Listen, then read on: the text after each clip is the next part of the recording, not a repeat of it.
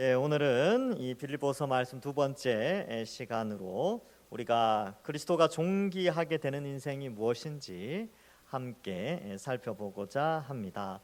이 빌립보서 처음 시작할 때 바울은 자기를 사도라고 소개하지 않고 종이라고 소개합니다. 그래서 1장 1절에 보면 그리스도 예수의 종 바울 이렇게 기록하고 있습니다. 왜 종이라고 표현하냐면 이 우리의 일생 가운데, 우리의 정체성 가운데 그리스도인들이 예수 그리스도의 종으로서의 역할이 있기 때문에 그렇습니다. 그래서 바울만 종이 되는 것이 아니고 목회자나 선교사만 종이 되는 것이 아니라 모든 성도가 그리스도의 종으로서 예수님을 주인으로 삼아 순종하며 살아가기 때문에 그러한 내용들을 강조하기 위하여 아예 1절부터 그리스도의 종 바울 이렇게 시작합니다. 그리고 오늘 읽은 내용에서도 사도 바울은 자신의 종됨을 나타내고 그 종으로서 그리스도를 주인을 어떻게 드러낼 것인가에 대한 문제를 자신이 처한 상황 속에서 설명해내고 있는 것입니다.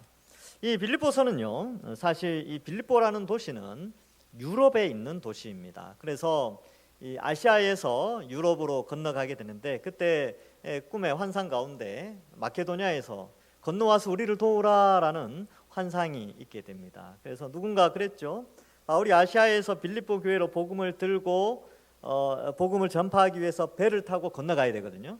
그래서 그 바울이 탄 배는 유럽의 문화를 싣고 이동한 배였다. 이렇게 표현할 정도로 이 마케도니아로 들어가서 빌립보 성의 첫 성이었던 빌립보 성에 복음을 전한 사건은 인류 역사에 엄청난 사건임을 기록합니다. 그만큼 이 빌립보라는 도시는 유럽에서 가장 첫 번째 복음이 전파된 그런 의미 있는 도시입니다. 그런데 이 빌립보 교회는요, 그냥 일반적인 도시하고는 조금 달랐어요. 그 역사를 보면 이 빌립보라는 도시에는 많은 로마 시민권자들이 살았습니다. 그래서 이 바울이 활동하기 한 100여 년 전에 100여 년까지는 안 되죠. 하여튼 한 6, 70년 전에 이 로마 황제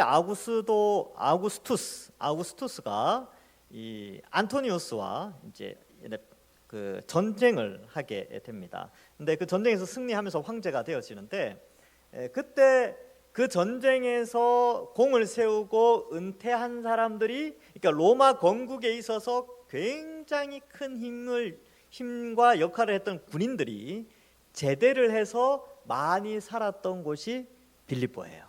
그래서 이 빌립보는 어떻게 보면 굉장히 이 로마 시민으로서의 자부심이 굉장했던 그런 도시 중에 하나입니다. 그래서 나중에 이제 3장에 가면 우리의 시민권 이 땅에 있지 않고 하늘에 있다, 이 표현을 쓰는 이유도 거기에 있습니다. 뿐만 아니라 여기는 유대인들이 그렇게 많지는 않았습니다. 보통 사도 바울이 회당에 들어가서 유대인들에게 복음을 전하는데 이 빌립보에는 회당이 없었습니다. 그렇지만 이 자주장사 루디아의 집을 베이스 캠프로 해서 복음을 전하게 되지요.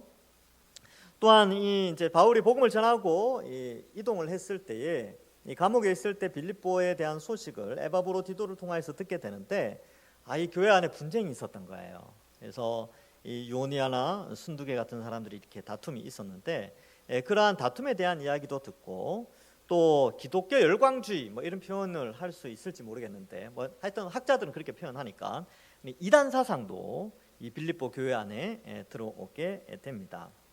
그리고 고난에 대한 문제도 이들에게 큰 이 퀘스천 마크가 되었어요. 왜 예수님을 믿는데 고난이 올까? 이 문제에 대해서도 고민이 있었던 것이죠. 그래서 이 세 가지 논점을 이 빌립보서를 통해서 설명합니다. 그래서 다투는 사람들에게 너희 다투면 안 돼. 그리스도의 겸손으로 서로 연합해야 돼. 여기 이제 주 핵심 메시지고, 두 번째는 이단들 조심해야 돼. 이단들은 이런 사람들이야. 그래서 요거는 이제 첫 번째 이 문제는 2장에서 다루고요. 이단에 대한 문제는 3장에서 다루게 됩니다. 그래서 4장에 가서는 이제 결론을 두고 이제 1장에서는 이 고난의 문제에 대해서 설명을 하게 되는 것이죠. 이 빌립보 교인들이 보니까 예수 그리스도의 십자가 복음에 동참을 하는데 참여하는데 이 고난의 문제가 오고 자기들을 가르쳤던 이 사도 바울이 감옥에 갇히는 것을 통하여서 예수님을 믿으면 감옥에 갇힌단 말인가? 이 고난을 당한다는 말인가? 라는 그런 의문이 생기지요. 그러한 배경 가운데 사도 바울이 앞부분에서는 은혜와 평강이 하늘로부터 있으니까 그 하나님 의지하고 복음에 참여하는 일에 참 감사하다라는 것을 말해주고, 빌립보 교인들에게 말씀을 통해서 지식과 총명 안에 서로 뜨겁게 사랑하라고 권면하고 있습니다. 왜냐하면 교회 안에서 여러 가지 문제가 있었기 때문이죠.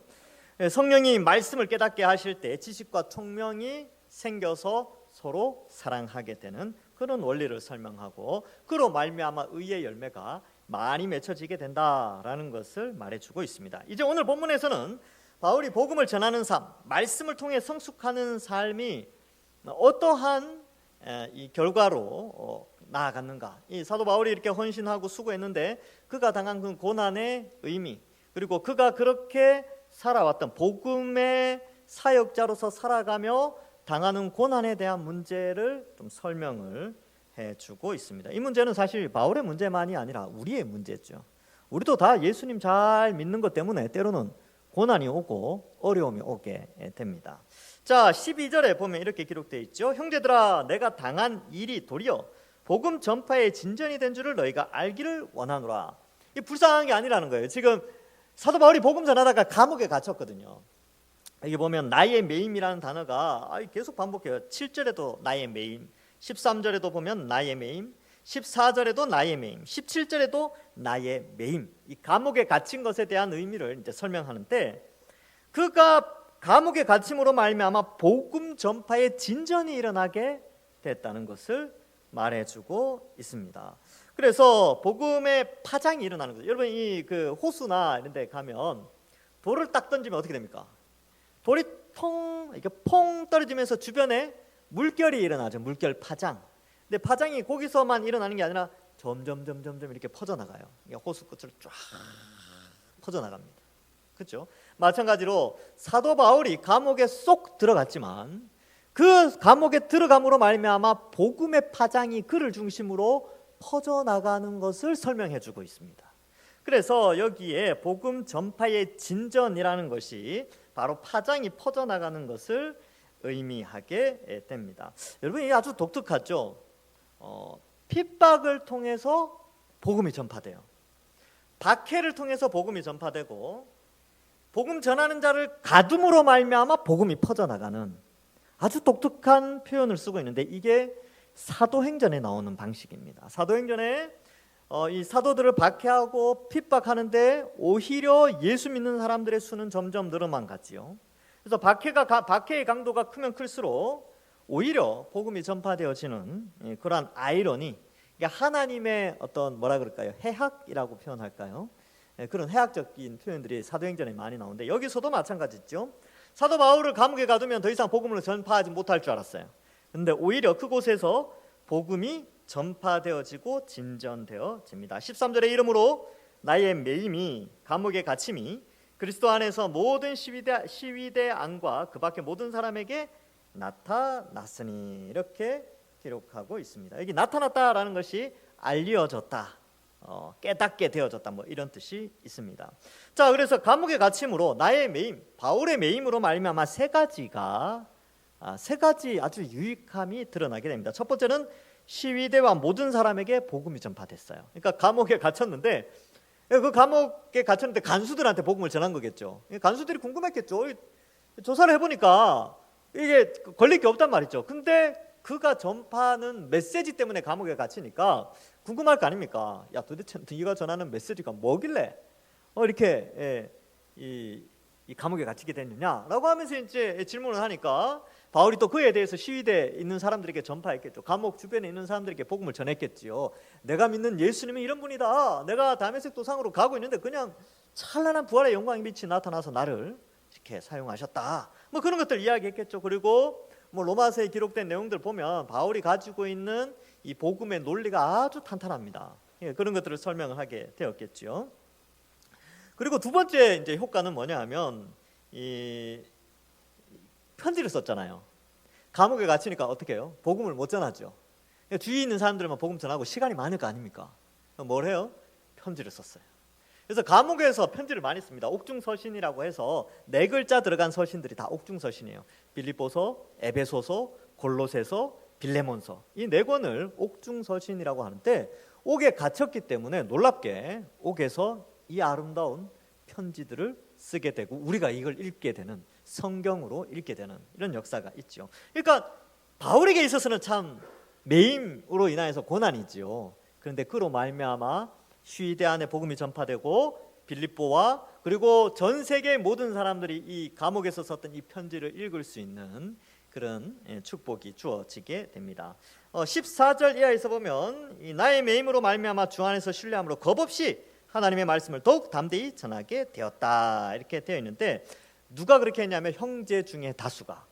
바울이 감옥에 갇히면 같은 복음을 전하는 사람들이 자기도 감옥에 갇힐까 봐 도망가야 되는데 그러지 않았어요.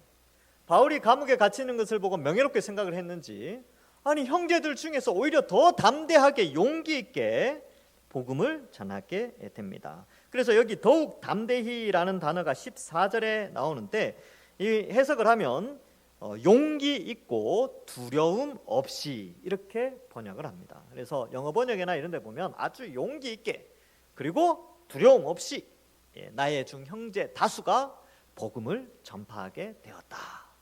일종의 좀 전우회 같은 거 아니겠습니까? 제가 이제 전쟁 영화를 썩 좋아하진 않지만 옛날에 본 기억을 더듬어 보면 그렇습니다. 이 전쟁 영화에 보면 적과 싸우지 않습니까? 적과 싸우는데 이제 그 영화의 전투 전에 자기 전우들과 같이 밥 먹고 웃고 운동하면서 서로 막 위로하고 웃고 막 그런 추억들을 막 떠올려요. 막 떠올리는데 옆에 있던 그 친구가 죽었어. 총탄에 맞아 죽었어요. 그걸 보면 어떤 생각이 드냐면 총에 맞아 죽는 모습이 너무 두려워서 나는 도망가야지라고 하는 게 보통 그렇게 생각하는데 영화에서 보면요, 그걸 보고 일어나서 적진을 향해 달려갑니다. 근데 그 사람이 주인공이라서 총이 안 맞아요. 그런 장면을 보게 되죠. 근데 이게 뭐냐 하면 이 전우회라는 건데요, 옆에 있는 전우가 같은 고난을 감당하고 같은 사상을 가지고 전투에 임하였는데 막 희생을 당하고 고난을 당하면 피하는 것이 아니라 오히려 전투력이 더 상승되어져서 적진을 향해서 달려가게 되는 것이지요.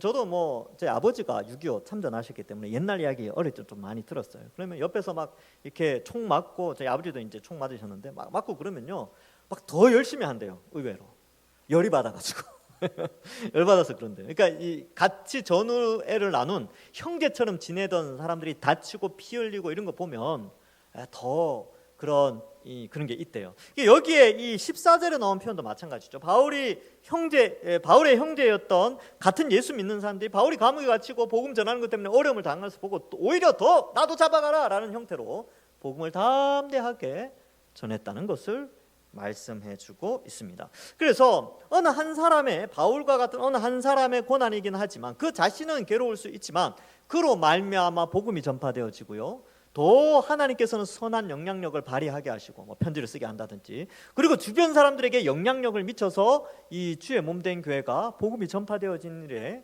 힘쓰게 되는 것이죠. 저나 여러분들이 예수님 믿는 것 때문에 어려움을 당하잖아요. 수고하고 헌신하고 봉사하고 그러죠. 근데 나는 힘들어요. 여러분은 힘들다니까요. 막 힘들어. 교회 안에서 이것까지 해야 되냐 막 이렇게 힘든데 그로 말미암아 어떤 일이 일어나느냐 하면 복음이 전파되어지고 누군가는 믿음에서 든든히 서나가고 누군가는 그것을 통하여 교훈을 얻고 야 나도 저렇게 섬겨야지, 나도 저렇게 수고하고 헌신하는 사람으로 신앙생활 해야지 라고 도전을 받는다는 거예요.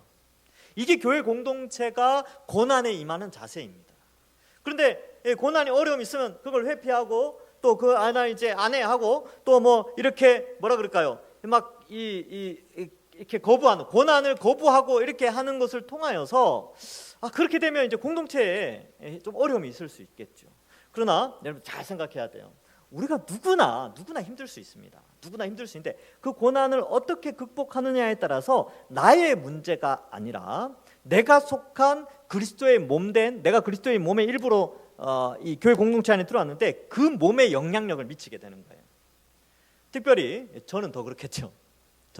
제가 막 힘들다고 막 죽쓰고 막 얼굴 쓰고 막 힘들다고 그러고 막 여러분들 한 일일이 다 찾아가 또 힘들어 죽겠어요 막 그러면 여러분들 힘이 나겠습니까? 힘들겠죠. 더 힘들죠. 근데 목사님 힘든데 막 어려움 있는데 늘 웃고 다녀. 막 설교도 더 열심히 막 웃고 막 하고 그러면 여러분 어떻겠어요? 그래, 고난에 임하는 자세는 저런 거겠구나. 오히려 더 기뻐하고 더 복음을 잘 전하려고 하는 그런 모습이 더 영향이 있게, 그렇게 해서 교회가 성장하는 거 아니겠습니까? 그렇죠? 그래서 그것 때문에 또 일부러 저한테 고난을 주시지는 마십시오. 그래서 이제 복음을 전하다가 어쩔 수 없이 오는 고난들 가운데 그렇게 되는 것이지요. 자, 그래서 12절부터 14절에서는 바울이 당하는 고난이 주는 세 가지 의미를 우리가 함께 생각해 볼 수 있습니다. 자, 그리고 이 고난에 대한 자세를 우리가 또 여기서 한 단계 조금 더 생각해 볼 것은, 여러분 이 고난, 바울은 나중에 이제 풀려나게 되지만 역사 속에서 예수님 믿는 것 때문에 순교당하신 분들이 있어요. 순교당하신 분들. 그러면 보통 사람이 예수님 믿는 것 때문에 죽으면 보통 사람들이 두려워서 떠나게 되는데, 이 많은 사람들이 순교자의 모습을 보고 오히려 예수님 믿는 사람들이 많이 있었어요.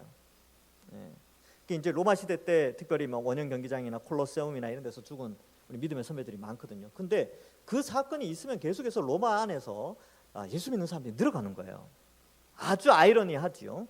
근데 왜 그런 일이 일어나는지 설명을 해드릴게요. 여러분, 사람이 보통 거짓말을 한 것 때문에 자신의 생명을 바치진 않아요. 그렇죠? 그런데 자신의 뭐라 그럴까요?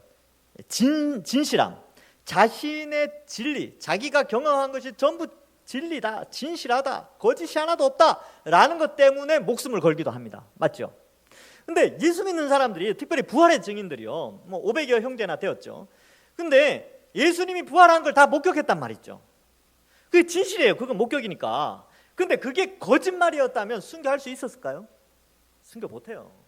자기 목숨이 더 중요하지 거짓말이 더 중요합니까? 그런데 왜 순교할 수 있었습니까? 봤으니까, 부활하신 예수님을 봤으니까. 또 부활하신 예수님이 나타나서 사도 바울을 그렇게 쓰셨으니까 사도 바울도 나중에 순교하지 않습니까? 베드로도 마찬가지로 다 사도들이 순교를 하는데, 사도 요한이야 좀 오래 살았지만 그렇게 할 그 순교의 자리에 갈 수 있었던 것은 그가 본 예수 그리스도, 그리고 직접 예수 그리스도를 보지 못하였지만 성경을 통하여 그의 마음속에 믿음이 진실함을 알기 때문에 목숨을 버릴 수 있었다는 것이죠. 그래서 많은 사람들이 그리스도인들이 죽어가는 그 모습을 보고 의문을 품었어요. 도대체 저들이 믿고 있는, 저들이 저 목숨보다도 귀하게 여기는 저 진리가 뭐냐, 그런 두려움을 가지고 원형 경기장을 떠나갔다고 합니다. 그리고 많은 사람들이 오히려 예수 그리스도의 십자가 복음을 믿게 된 것이죠. 여러분, 우리도 마찬가지죠. 우리 믿음의 선배들이 왜 그렇게 죽었을까요? 그들이 믿고 있던 그 신앙이 목숨보다 귀한 진리였기 때문에, 참이었기 때문에 그렇습니다. 그래서 이 세상은 거짓되고 이 세상은 참된 것처럼 보이지만 이 세상이 다 섞고 속이는 그런 사회지만, 우리가 믿고 있는 이 성경에 기록된 모든 내용들은 다 진실함이고, 그 진실함이 참이라는 것을 증명하기 위해서 수많은 믿음의 선배들이 목숨까지 바치고 그 고난의 현장에서 신앙을 지켜냈고, 그것 때문에 그 열매로 우리가 지금 이 신앙생활을 하고 있는 것입니다. 그래서 고난은 복음을 전파하고 교회를 세우고 교회를 경고케 하는 아주 좋은 수단이 되어진다라는 것을 우리에게 말씀해주고 있습니다. 자, 그러면 고난이 복되죠. 베드로전서 지금 금요기도에 나오시는 분 아시겠지만, 고난이 복되다, 고난이 하나님의 뜻이다, 고난으로 말미암아 칭찬과 명성과 존귀가 너희에게 주어진다라는 것을 우리가 이해할 수가 있는 거죠. 이 땅에서도 복된 일이요, 하나님 나라에서도 복된 일이기 때문에 예수님 믿는 것 때문에 수고하고 헌신하고 복음 전파하고 주의 몸된 교회를 섬기면서 당하는 고난은 가치가 있다라는 것을 말해주고 있습니다. 자, 이제 15절부터 21절까지 쭉 살펴보겠는데요. 감옥에 갇혔는데 아주 독특한 일이 하나 벌어집니다. 15절에 보니까 어떤 이들은 투기와 분쟁으로, 어떤 이들은 착한 뜻으로 그리스도를 전파하죠. 보통 이 투기와 분쟁이라는 용어를 사도 바울이 굉장히 싫어하는 단어죠. 교회 안에서는 이게 있으면 안 되거든요. 그런데 여기에서만 아주 조금 긍정적인 효과를 나타내고 있습니다. 사도 바울이 감옥에 갇히니까 어느 누군가가 사도 바울보다 더 나는 열심히 해야 되겠다라는 그런 투기심, 시기심 혹은 경쟁심 이런 걸로 복음을 전파했대요. 이 방법은 옳지 않지만 결과가 그리스도를 전파하는 것이었기 때문에 사도 바울은 긍정적으로 받아들이고 있습니다. 어떤 이들은 착한 뜻으로 하죠. 같이 함께 전우회를 가지고 복음 전파하는 일에 뛰어들었다는 것입니다. 그래서 16절에 이들은 내 복음을 변증하기 위하여 세우심을 받은 줄 알고 사랑으로 하나, 이들이 누구냐면 착한 뜻으로 그리스도를 전파한 자들이죠. 그러나 투기와 분쟁으로 한 사람은 17절과 같습니다. 그들은 나의 매임에 괴로움을 더하게 할 줄로 생각하여 순수하지 못하게 다툼으로 그리스도를 전파하느니라. 아주 독특한 구절입니다. 그래서 이 구절이 상당히 좀 난해하긴 한데, 많이 해석을 한 결과는 방법은 옳지 않았지만 결과적으로 그리스도를 전파했기 때문에 사도 바울이 감옥에 있으면서 이게 최선은 아니지만 차선책으로 오히려 이걸 긍정적으로 나타내고 있다, 이것을 말해주고 있습니다. 그래서 18절에 보면 그러면 무엇이냐, 거칠애로 하나 참으로 하나 무슨 방도로 하든지 전파되는 것은 그리스도니 이로써 나는 기뻐하고 또한 기뻐하리라, 이렇게 말씀하고 있습니다. 왜 이 기뻐한다라는 표현을 쓰냐면요, 지금 감옥에 갇힌 사람이 무슨 기쁨이 있겠습니까? 감옥에 있는데 햇빛을 못 본다니까요. 물론 이 로마 시민권자였기 때문에 상당한 혜택이 주어진 감옥살이였을 거예요. 그러나 그럼에도 불구하고 갇혀 있고 이동의 자유가 없었기 때문에 기쁨이 없을 수 있죠. 여러분, 집에만 있는 사람들 좀 우울합니다. 그런데 사도 바울이 기뻐했던 것은 바로 복음 전파, 그리스도가 전파되는 것. 그런데 들리는 소문에 의하니까 사도 바울보다 더 뛰어난 그런 걸 증명하기 위해서 막 시기와 다툼으로 열심히 복음 전파하고 있다고 하니까 그게 이제 복음 전파되는 것 때문에 기뻐하는 것이죠. 근데 원래는 시기와 다툼 이런 것이 아니고 동력자로서 복음을 전파해야 되죠, 그죠? 근데 이런 방법은 조금 그 동기는 잘못된 거지만 복음이 전파되는 것은 아주 중요합니다. 요거 이제 오늘의 현장에서 우리가 좀 21세기를 살아가는 우리에게 좀 적용해 본다면, 여러분, 우리가 이제 우리 교회만 이 주변에 있지 않아요. 교회들이 많습니다. 여러분, 한 20년, 30년 전에 비해서 지금 교회 수가 더 많아졌죠. 교회가 많다니까요. 꽤 많아요. 그러면 이제 우리 교회는 이제 3월 달부터 이제 복음 이제 노방전도를 하는데, 또 다른 교회들도 노방전도를 해요. 그럼 그걸 보면서 무슨 생각이 듭니까? 시기와 다툼이 생깁니까? 옳지 않아요. 동력자의 마음이 있어야 됩니다. 그래서 우리 가까운 교회들도 예수 그리스도를 전파하기 때문에 기뻐해야 돼요. 그래서 우리가 지나가면서 교회들이 막 복음 전파하잖아요. 전도지 나눠주잖아요. 기뻐해야 돼요. 야, 저 교회도 좀 잘 컸으면 좋겠다. 저기 또 개척교회가 또 막 전도 막 하잖아요. 야, 저 교회도 성도들이 우리 하나님께서 우리 교회를 안 보내주면 저 교회에 보내주신 성도들이 있다면 저 교회도 예수 그리스도를 잘 전파했으면 좋겠다. 동력자 개념이 필요합니다. 그래서 제 아는 선배 목사님이 계시는데, 통영에서 목회하시는 분이신데 예전에 횡성에서 교회를 개척했어요. 근데 교회를 개척해서 열심히 사역을 하시는데 그 교회도 참 먹고 살기 힘든데 옆 교회가 더 먹고 살기 힘든 거예요, 보니까. 근데 교단도 달라. 그러니까 너무 불쌍해가지고 쌀을 한번 갖다 줬대요. 쌀이 들어와서 쌀을 한번 갖다 줬는데 이상하게 생각하더래요. 그리고 이제 그 목사님이 이제 성경 연구, 저와 같이 같은 성경 연구 단체에 있었기 때문에 막 주중에 성경 연구하고 막 그러니까 막 주변에 소문을 낸 거야. 이단교회라고, 성경 공부하는 이단교회라고. 이상하지 않습니까? 주중에 성경 공부하니까 이단인 줄 알아요. 예배 다 드리거든요. 주일 예배, 수요 예배 뭐 다 하는데 주중에 성경 공부하는 거 보니까 저 이단교회다, 이렇게 소문이 난 거예요. 되게 마음이 아파했던 그런 경우가 있는데, 여러분, 그 경쟁하듯이 그렇게 막 이렇게 하면 안 돼요. 다툼과 시기 이런 거 없이 그냥 서로 돕고 서로 격려하고 서로 위해서 기도해주고, 그런 것이 바로 그런 거죠. 여기 방법은 사실은 시기와 투기, 이것은 방법은 잘못됐습니다. 다 동력자죠. 그러나 이 사도 바울의 이 매임으로 말미암아 누군가 복음이 계속 전파된다는 것은 좋은 것이다. 그리고 기뻐하고 기뻐한다. 우리도 마찬가지입니다. 교회들이 성장하고 부흥하는 것은, 우리 교회뿐만 아니라 다른 교회가 성장하고 부흥하는 것은 축복할 일이고 기뻐할 일입니다. 그러한 것들을 우리가 좀 생각해 봐야 하는 것이지요. 그리고 또 바울의 심정도 한번 생각해 보시기 바랍니다. 여러분, 바울이 감옥에 갇히는 걸 이게 원했겠습니까? 나 이제 복음 전파해서 감옥에 가야지. 누가 그렇게 생각하겠습니까? 감옥에 안 가길 원하죠. 그러니까 뭐냐면 이 내용을 통해서 우리가 알 수 있는 것은, 우리가 사실 주를 위해서 열심히 수고하지만 그 결과물이 우리의 기대와 다를 수 있어요. 결과물이.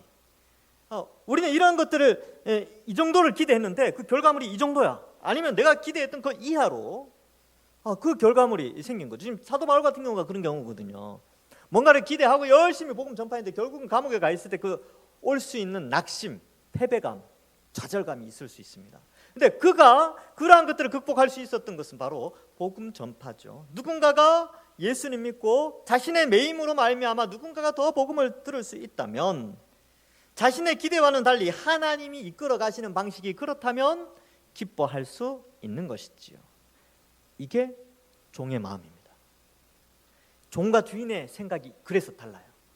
여러분, 종은 뭔가를 생각하고 열심히, 주인이 시키는 대로 열심히 일을 하죠. 열심히 일을 해서 뭔가를 기대한단 말이죠. 그런데 그 기대한 결과가 주인이 다른 방향으로 끌어가 버리면 기대가 어긋나게 되면 낙심할 수 있어요. 그렇죠? 왜냐하면 주인의 계획을 종은 다 몰라요. 종의 생각은 늘 좁잖아요. 근데 주인의 생각은 늘 넓은 시각을 가지고 모든 걸 다 다룬단 말이죠. 우리 하나님도 그래요. 우리는 우리가 생각하는 우리의 인생의 길, 우리의 신앙의 길, 이렇게 하면 하나님께서 이렇게 해주시겠지, 이런 기대를 가지고 신앙생활을 하지만 주인 되신 하나님은 우리의 인생을 다른 방향으로 이끌어갈 수 있다는 것이죠. 사도 바울이 원했겠습니까? 원하지 않죠. 감옥에 갇히는 거 원치 않습니다. 뒤에 내용에 보면 풀려나기를 원한다는 내용이 나오잖아요. 이처럼 우리도 우리 신앙생활을 하면서 때로는 주를 위해서 헌신하다가 내가 원치 않는 방향으로 뭔가가 흘러갈 때도 우리 낙심하지 않고 주인의 계획이 있을 것이다, 나의 하나님의 계획이 있을 것이다, 이 믿음 가지고 가는 것이죠. 그래서 낙심하지 않는 것입니다. 사람들은요, 대부분 자신에게 집중을 해요.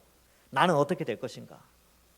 그러나 우리가 여기서 종의 마음은 주인이 무엇을 원하시는가, 주인이 나를 어떻게 사용할 것인가, 이 관점을 가지는 것이 필요합니다. 그래서 여러분 잘 생각해 보세요. 이때까지 우리가 신앙생활을 하면서 늘 우리는 우리 중심적이었죠. 나는 어떻게 될 것인가, 나는 이제 이렇게 예수님 믿어서 어떤 결과물을 이루어낼 것인가, 늘 여기에 집중해 있는데 그것도 중요하겠지만 한 차원 좀 높은 수준의 신앙인의 삶은 도대체 하나님이 나를 어떻게 사용할 것인가, 이 상황 속에서 도대체 하나님은 무엇을 계획하고 계시는가, 이걸 생각해 보는 거예요. 하나님의 계획은 선하십니다. 하나님은 단 한 번도 실수하신 적이 없어요. 모든 일에는 하나님의 계획이 있습니다. 야곱이 잘못된 선택을 해도요, 하나님 끝까지 그를 책임져 주셨습니다. 아브라함이 아내를 누이라고 속이는 그 상황 속에서도 하나님 그를 살려주시죠. 그러니까 우리가 어떠한 선택을 하든지 어떠한 길로 가든지 하나님의 계획은 항상 선하시다라는 것을 믿고 우리는 하나님 의지하면서 우리가 원하는 결과가 아닌 하나님이 계획하시는 대로 걸어가는 것이 바로 종의 마음이 되는 것입니다. 그래서 이 사도 바울의 수고와 고난, 이것이 더 큰 교회의 영광으로 복음 전파의 수단으로 사용되었다는 것을 우리는 알 필요가 있습니다. 터툴리안이라는 초대 교부가 있습니다. 그가 이런 말을 했습니다. 순교자들의 피는 교회의 씨앗이 되었다.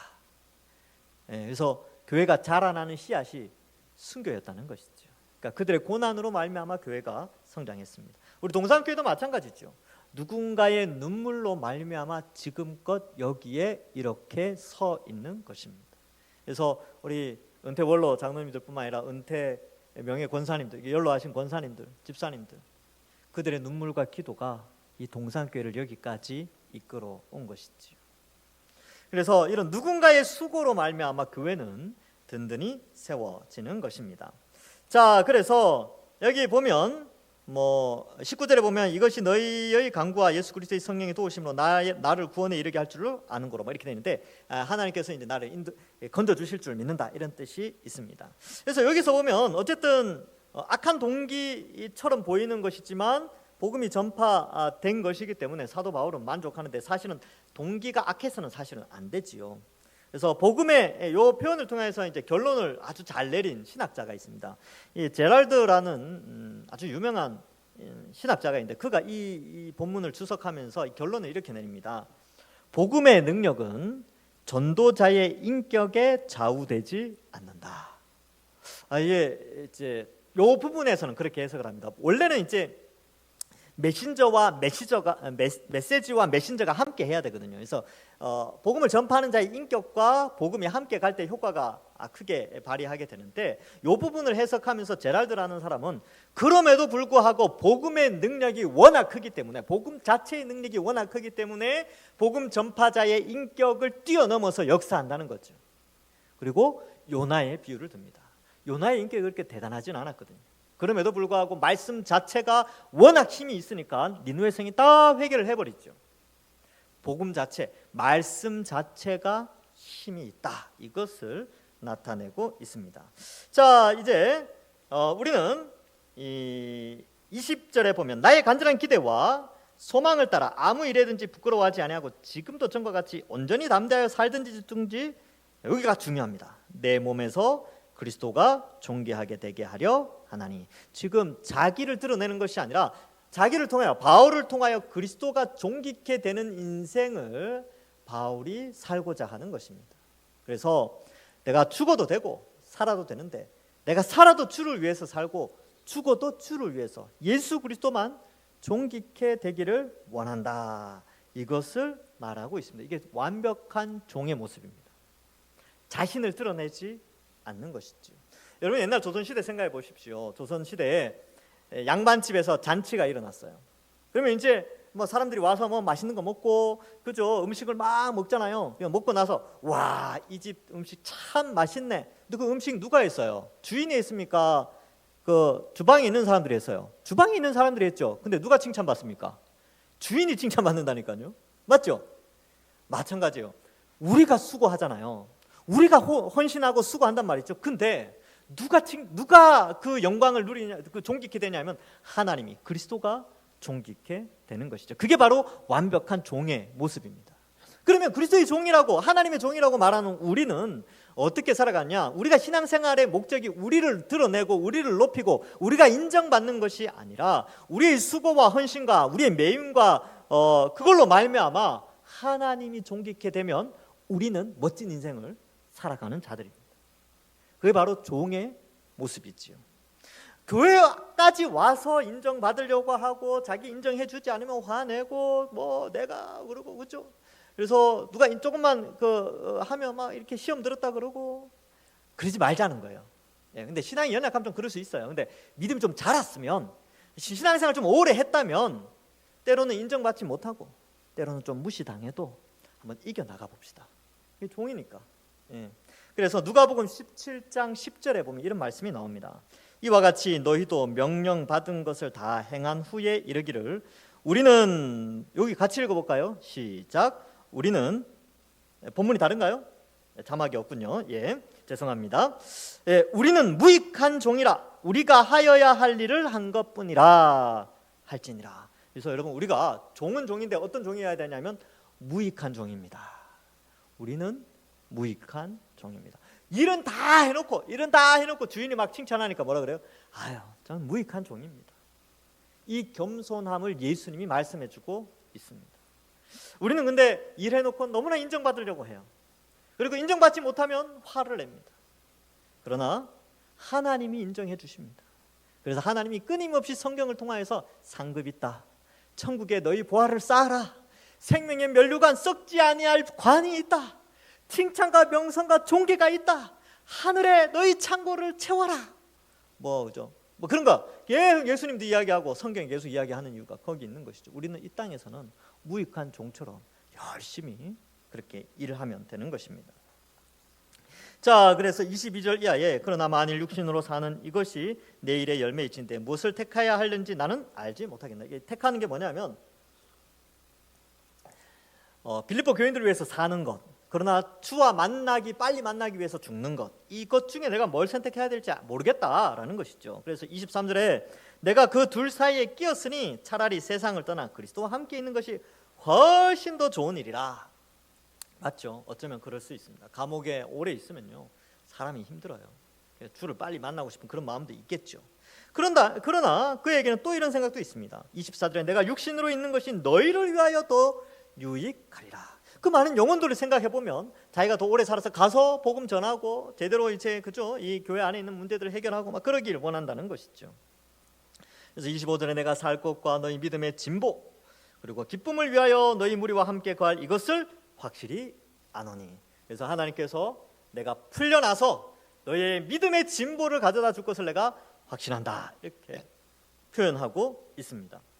자, 이처럼 사도 바울은 자신이 무익한 종이지만 주를 위하여 그리고 주의 몸된 교회를 위하여 이 두 가지를 위하여서 살아가는 정말 종의 모습을 보여주죠. 그리스도의 종이요 교회를 섬기는 자로서 아주 모범된 표현들을 해주고 있습니다. 그래서 25절 내가 살 것과 너희 믿음의 진보와 기쁨을 위하여, 26절에 내가 다시 너희와 같이 있으므로 그리스도 예수 안에서 너희 자랑이 나로 말미암아 풍성하게 하려 함이라, 이렇게 기록하고 있습니다. 빌립보 교인들을 사랑하는 것이죠. 그리고 그들의 믿음의 진보를 위하여 또 그 지금 교회 안에 있는 여러 가지 문제들을 해결함에 있어서 죽어서 주님 만나면 더 좋지만 내가 풀려나서 이 모든 복음 사역을 잘 감당해야 되겠다라는 것을 말해주고 있습니다. 그래서 사도 바울이 가지고 있는 이 복음은요, 교회 공동체에 반드시 좋은 영향력을 미친다는 사실을 바울이 알고 있었어요. 그래서 이 관점이 우리에게도 필요한데요. 여러분, 교회에 아무리 어려움이 있다 할지라도요, 교회 이런 이 빌립보 교회 같은 경우는 다툼의 문제, 이단의 문제, 또 이 고난에 대한 인식의 문제, 이런 문제가 있다 할지라도 복음이 들어가면 모든 것에 신앙의 진보가 일어나게 됩니다. 그래서 말씀이 가지고 있는 힘을 믿는 것이죠. 사도 바울도 자신이 무슨 능력이 있겠습니까? 만삭되어 나지 못한 자 같은 그였고, 또 글은 잘 썼지만 말은 좀 못했어요. 글은 좀 연약하였지만 그럼에도 불구하고 그가 확신했던 것은 뭐냐면 자기로 말미암아 자신에게서 나오는 이 복음의 진리로 말미암아 그들의 신앙이 자란다는 확신이 있었어요.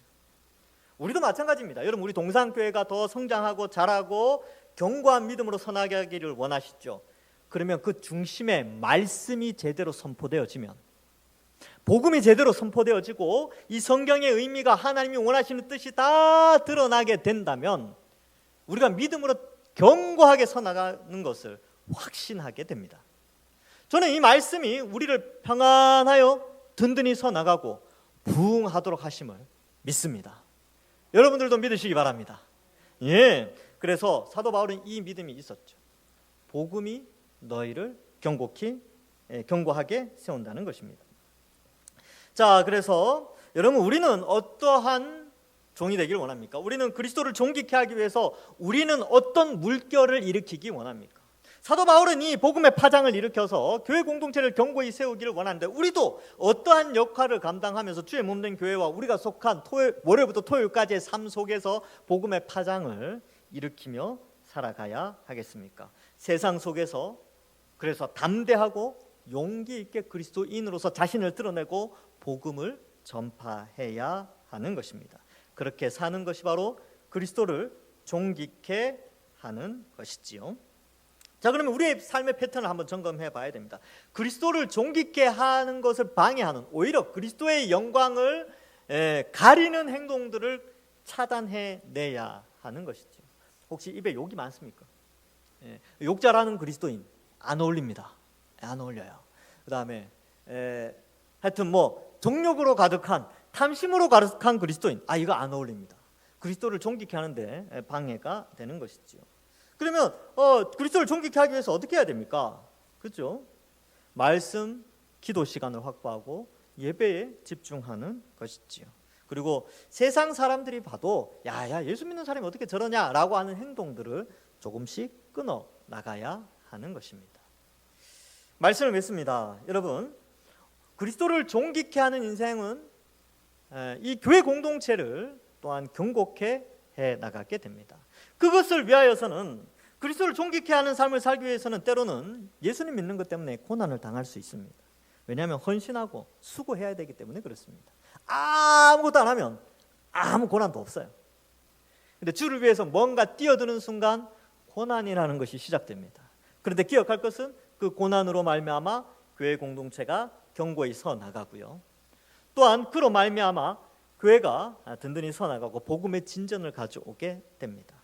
또한 그로 말미암아 그리스도가 존귀케 되어지고 우리가 속한 이 동산교회가 이제 우리의 미래도 더욱더 견고히 서 나가게 되는 것입니다. 아무쪼록 여기 앉아 계신 모든 분들은 그리스도를 존귀케 하는 인생을 사시면서 기도하시고 전도하시고 예배 잘 드리시고 또 이 그리스도의 영광을 드러내는 많은 선한 믿음의 진보를 일구어 내어서 나중에 주님 만났을 때 칭찬과 명성과 존귀를 얻으시는 모든 주의 백성들 되기를 주님의 이름으로 간절히 축원합니다. 기도하겠습니다. 하나님 아버지 은혜를 감사합니다. 이 말씀을 통하여 예수님 믿는 것 때문에 다가올 수 있는 고난의 문제들, 그것이 성경이 얼마나 아름답게 묘사하는가를 살펴볼 수 있게 하여 주시니 감사합니다. 우리도 주를 위하여 수고하고 헌신함으로 말미암아 우리가 속한 우리 동산교회가 더욱더 견고히 서 나갈 수 있도록 주님께서 은혜를 더하시고 또 우리 자신도 무익한 종으로서 내가 드러나는 신앙생활이 아니라 예수님을 드러내는 신앙생활로 말미암아 하나님 앞에 칭찬받으며 또 그로 말미암아 우리 동산교회가 더욱더 앞으로도 견고히 믿음으로 잘 서나갈 수 있도록 축복하여 주시옵소서. 그리하여 이 마지막 때에 하나님께서 칭찬하시는 귀한 우리 동산교회 되게 하셔서 평안하여 든든히 서가고 부흥하는 교회 되게 하여 주옵소서. 감사드리옵고 예수님의 이름으로 기도하옵나이다. 아멘.